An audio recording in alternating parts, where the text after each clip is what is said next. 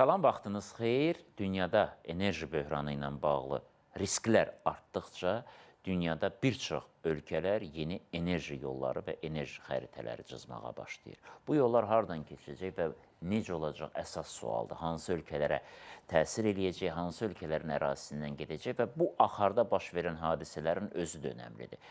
İraqda imzalanma mərasimi və Tombarakın da orada iştirakı, Suriyada layihələrin icrası ilə bağlı məsələlərin müzakirəsi və təbii ki, Mərkəzi Asiya dövlətlərinin liderlərinin ard-arda Gürcüstan səfəri, ona qədərsə Azərbaycan səfərləri və Tombarakın dediyi kimi artıq Amerika Birləşmiş Ştatları yeni bir enerji xətti Avropa üçün hazırlayır və bu xəttin də detallarını açıqlayıbdır. Bu enerji xəttləri necə olacaq, hardan keçəcək və bu hadisələrin axarında Amerika-İran məsələsinin daha da kəskinləşdiyi bir dövrdə TRIP layihəsi ilə bağlı çox ciddi Ermənistanda müxalifət, konkret olaraq parlamentə artıq düşən şəxslərin bir fəallığı hiss olunmaqdadır. Belə ki, indi də onların gətirdikləri arqument bundan ibarətdir ki, ABŞ İranla müharibə mərhələsindədir və biz indi TRIP layihəsini başlayacağımız təqdirdə İran bu əraziləri hədəf alacaqdır və Ermənistanın əraziləri bombardıman oluna bilər. İndi də bu argumenti atırlar. Bu argument özlərinin mi kəşfidir, yoxsa Moskvadan, yoxsa Tehrandan gəlib mətin? Bu ayrı bir məsələdir. Amma faktik məsələ bundan ibarətdir ki, Paşinyan da prosesə tələsir. Hazırda Zəngəzur dağlarında istirahət edib Yevgeni Onegini oxuyan, bu yaşında amma bilmirəm niyə oxuyur, hər halda Paşinyan məsələdə israrlı olmaqla bərabər həm parlamentin ratifikasiyasına çıxarıb, həm də şirkətlər artıq fəaliyyətə başlaması üçün çox konkret çərçivə sənədlərini də imzalayıblar. Hadisələr necə inkişaf edəcək, bunu müzakirə edəcək. Studiyamızda Milli Məclisin deputatı Sahib Aliyev, Milli Məclisin deputatı Azay Quliyev. Xoş gördük sizi. Xoş gördük. İcazə verirsə Azay müəllimdən başlayayım. Azay müəllim, məsələlərin bax, iki tərəfi var. Avropanın maraqları var və Amerikanın maraqları var. Hələ biz Rusiya-İran maraqlarını qoyuruq bir kan. Bu iki ölkənin Mərkəzi Asiyanın da, Azərbaycanın da enerji ehtiyatlarına çox böyük marağı var və təkcə enerji məsələsi deyil, burada yollar məsələsi də var. Və birdən-birə Tombarak kifayət qədər ciddi adamdır. Həm də Trumpa yaxınlığı ilə seçilir, həm də faktiki olaraq təkcə Türkiyədə səfir deyil. O elə yaxın şərq üçün sanki bir nəzarətçi deməyək, amma hər halda buna oxşar bir funksiyanı yerinə yetirir. Bütün əsas istiqamətləri o yönəldir. Birdən-birə bu məsələni gündəmə gətirməsi, konkret ölkələrin adlarını çəkməsinin həm də hansı mesajı verir? Çox sağ olun, Elçin müəllim. Əlbəttə, indi hal-hazırda dünya gündəmini zəbt edən əsas məsələlərdən biri, bayaq sizin də haqqınızda danışdığınız qlobal bağlantılarının və bütövlükdə nəqliyyat şəbəkələrinin işləv vəziyyətə gətirilməsi və onun dünya iqtisadiyyatına təsirinin söhbət əlbəttə Hörmüzdən gedir. Maksimum dərəcədə azaldılması, yəni hazırki vəziyyətin bir növ tam olaraq nəzərdə saxlanılması. Sizin haqqında bəhs etdiyiniz səfirin, yəni Tombarakın verdiyi bəyanat da məhz bu kontekstdən dəyərləndirilməlidir və yer gəlmişkən onu da mən deyim ki, dünən yaxud da 2 gün bundan öncə ABŞ-ın Energetika naziri də belə bir bəyanat verdi ki, artıq bizim üçün, Amerika üçün İran savaşında əsas prioritet dəyişibdir. Çox maraqlı bir bəyanat verdi. Əgər əvvəl prioritet İranın bütövlükdə nüvə silahından imtina etməsi və bütövlükdə uzaq mənzilli raket proqramını məhdudlaşdırması idisə, indi əsas məsələ odur ki, Hörmüz boğazının işləv vəziyyətə gətirilməsi və enerji böhranı mümkün qədər qarşısının alınmasıdır. Siz fikir verirsinizsə, bunlar nə qədər, yəni hal-hazırda baş verən hadisələr fonunda Amerika xarici siyasətində bu cür dalğalamalar baş verir. Və bu kontekstdən elə səfirin verdiyi bəyanatı da dəyərləndirmək lazımdır. Çünki sizin də efirdən biz dəfələrlə rəqəmlər səsləndirmişik ki, Hörmüz boğazının ötürücü qabiliyyəti təxminən 20-23 milyon barel, yəni gündəlik barel neft, yəni 20-23 milyon ton barel neftin ötürülməsinə çatır. Bu da 20%-ə yaxın, yəni dünya istehlakının 20%-ni təşkil edir. Və indi bu marşrutlar əlbəttə ki, təklif olunur və əsas da məqsəd, mən inanmıram, mən başdan deyim ki, Hörmüz boğazının əvəz edə biləcək hal-hazırda yaxın perspektivdə ciddi alternativlər olsun. Söhbət ən yaxşı halda Hörmüz boğazının belə deyək, funksionallığının yaxud da Hörmüz boğazının hazırki o 20% üzərində olan monopoliyasının azaldılmasından, yaxud Hörmüz boğazının bugün müəyyən alternativlərlə əvəzlənməsindən gedə bilər. Ümumi marşrutlar belədir də, yəni təxminən hal-hazırda həmin ərazinin coğrafiyadan həm Misir, Orta Şərq, İraq və yaxud da Səudiyyə Ərəbistan və digər Türkiyə təbii ki, burada açar ölkələrdən biridir. 7 müxtəlif boru kəmərlərindən söhbət gedir. Bu 7 müxtəlif boru kəmərinin ümumi kapasitəsi, ümumi gücü maksimum 10-13 milyon gündəlik barel neftin nəqlinə çata bilər. O da ən yaxşı halda yaxın 2-3 ildə tam olaraq funksionallığını və bu Hörmüzü əvəz edə bilməz. Bu əvəz edə bilər, 60%-ə yaxın əvəz edə bilər. Ona görə söhbət burada başdan biz qeyd edək ki, söhbət Hörmüz boğazının tamamilə sıradan çıxması, yəni funksionallığının tamamilə başqasının əvəz olunmasından deyil, alternativlər və başqa sözlə desə, onun monopoliyasının zəifləməsindən gedir. Bu birinci məsələ.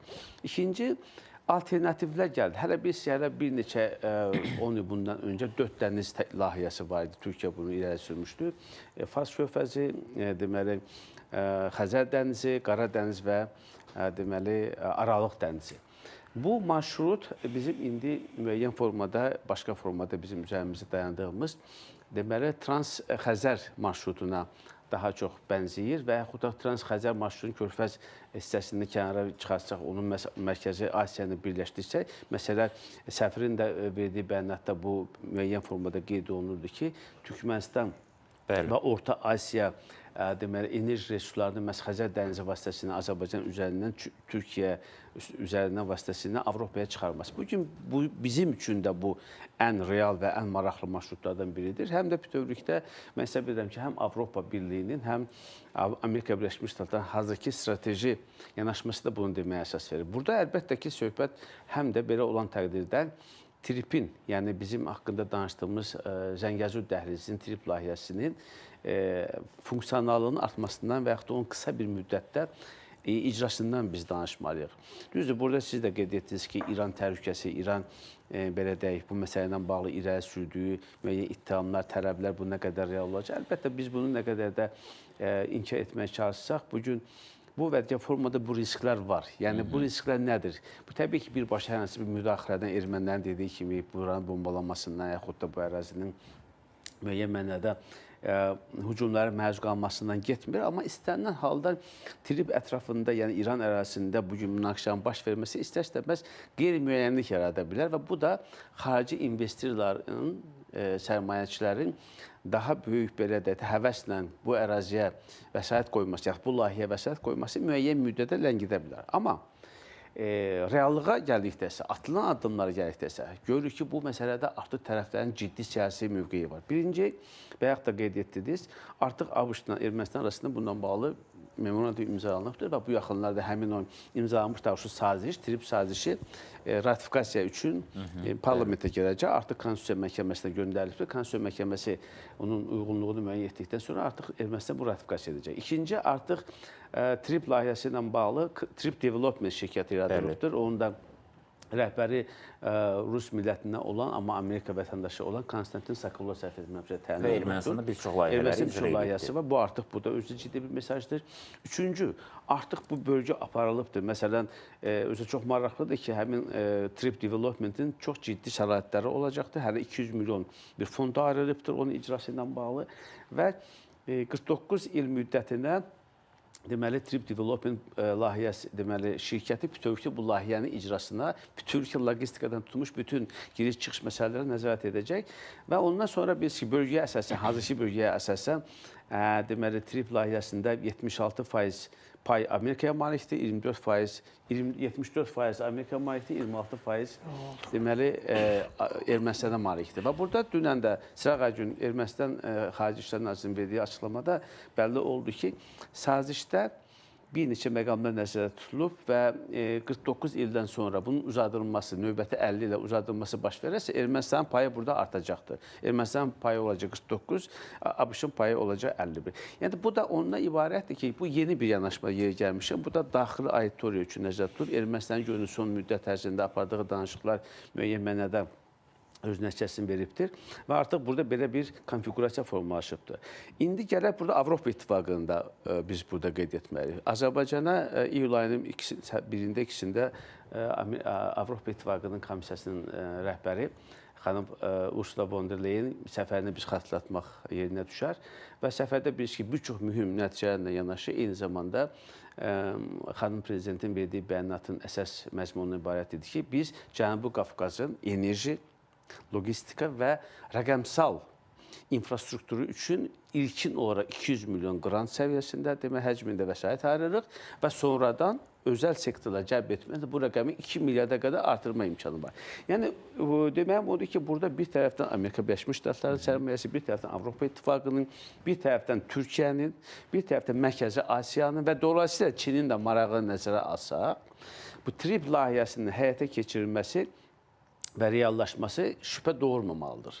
Ona görə də mən ümumiləşdirərək sizin fikrinizin, yəni sualınızın cavabını ümumiləşdirərək demək istəyirəm ki, bəli, bugün Hörmüz, yəni ümumiyyətlə İran ətrafında baş verən hadisələr bir tərəfdən TRIP üçün müəyyən, belə deyək, qeyri-müəyyənlik yaratsa da İran perspektivindən, amma digər bir tərəfdən TRIP layihəsinin geosiyasi və geoiqtisadi anlamda çəkisini bir daha artırdı. Bir daha dünya ictimaiyyəti əmin oldu ki, bugün biz alternativ ətrafında, alternativlər haqqında düşünməliyik və Hörmüzə müəyyən mənada Hörmüz boğazının keçid qabiliyyətini əvəz edə biləcək digər marşrutlar üzərində işləməliyik və o cümlədən də TRIP layihəsinin mən bilirəm aktuallığı bu kontekstdə daha da çoxaldı.